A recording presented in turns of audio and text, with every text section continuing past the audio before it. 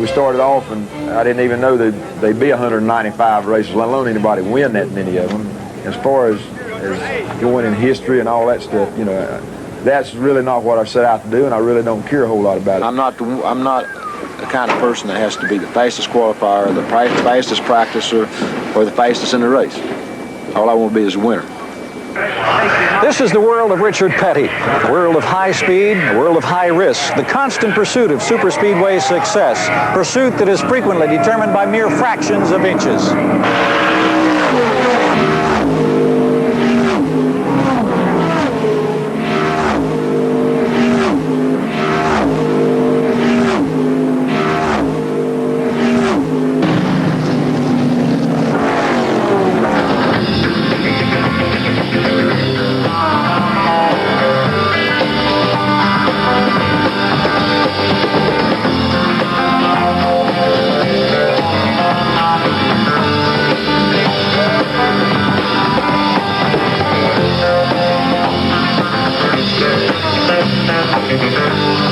Competition has long been a trademark of NASCAR Grand National Racing when the famed good old boys wheeled their thundering stock cars into battle.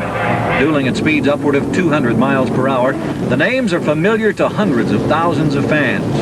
Bobby Allison, Cale Yarborough, Darrell Waltrip, Harry Gant, and of course the man from Randleman, North Carolina, whose legions of backers simply call him King Richard.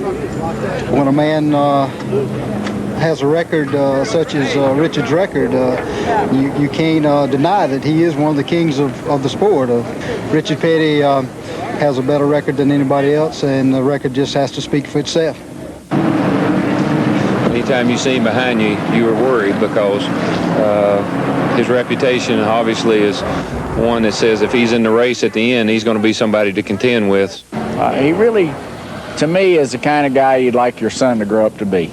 As far as one man in one sport and winning money, I think he's probably the greatest driver.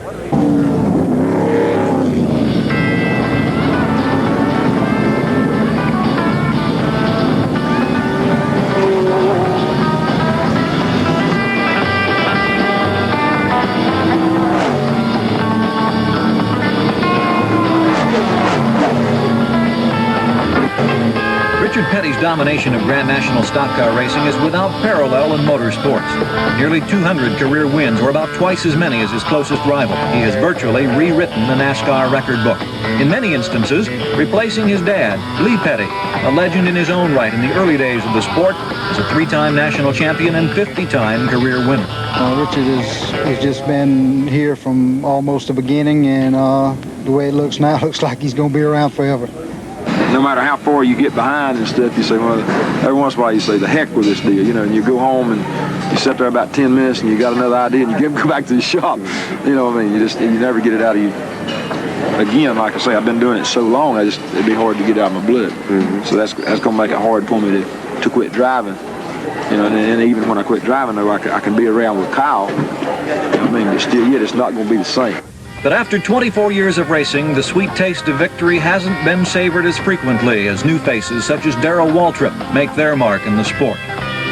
There are times, such as a recent May weekend in Charlotte, North Carolina, when scorching temperatures exact a mighty sacrifice, even for King Richard.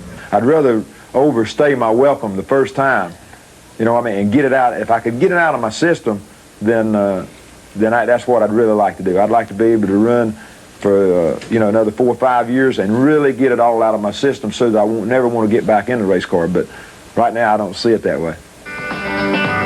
If this time should be anything like the other times,